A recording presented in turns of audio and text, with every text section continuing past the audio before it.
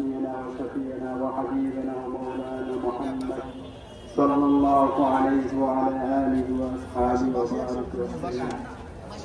আলহামদুলিল্লাহ, আজকে আমাদের জুলাই অভ্যুত্থানের বর্ষপূর্তি উপলক্ষে আমরা যে সমাবেশ করছি, আলহামদুলিল্লাহ আল্লাহর দরবারে শুকরিয়া আদায় করি। এই দিনে 24 সালের জুলাই অভ্যুত্থানে যখন ছাত্র ভাইয়েরা তাদের কোটা আন্দোলন নিয়ে আন্দোলন করেছিল, তখন ওই ফ্যাসিস্ট সরকার আমার ছাত্র ভাইদের উপর যখন পাখির মতো গুলি করেছিল, তখন ইসলামী আন্দোলনে বাংলাদেশের আমির মাওলানা রেজাউল করিম সাহেব এবং ফয়জুল করিম সাহেব যখন ডাক দিলেন, তখন বাংলার জমিনের সমস্ত মানুষ সেই জায়গায় সাড়া দিয়ে ওই গণঅভ্যুত্থানকে প্রাণবন্ত করে এবং ফ্যাসিস্টকে পালাতে বাধ্য করে। তাই তারা গত 5ই আগস্ট সারা বাংলাদেশের 300 আসনে এমপি সহ এদেশ ছেড়ে তারা ভারতে পালিয়ে যায়।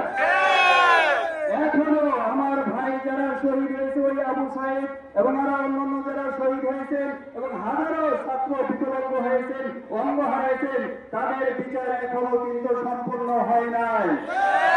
আমাদের এই জুলাই আন্দোলন অব্যাহত থাকবে, তাদের বিচার সম্পূর্ণ না হওয়া পর্যন্ত আমরা এই জুলাই আন্দোলন করেই যাব, ইনশাআল্লাহ করেই যাব। এবং আগামীতে নির্বাচনে ইসলামী আন্দোলন বাংলাদেশকে আমরা ভোট দিয়ে জয়যুক্ত করে এই ফ্যাসিস্টদেরকে এবং নব্য ফ্যাসিস্ট যারা চাঁদাবাজ, দুর্নীতি এবং অন্যায়কারীদের বিচার যাতে আমরা বাংলার জমিনে করতে পারি, মানুষের মৌলিক অধিকার যাতে ফিরে করি, এই জন্য আমরা সকলে সচেষ্ট থাকবো। আবার ইনশাআল্লাহ জুলাই অভ্যুত্থানের চেষ্টায় থাকবো এবং আন্দোলন গড়ে তুলবো ইনশাআল্লাহ।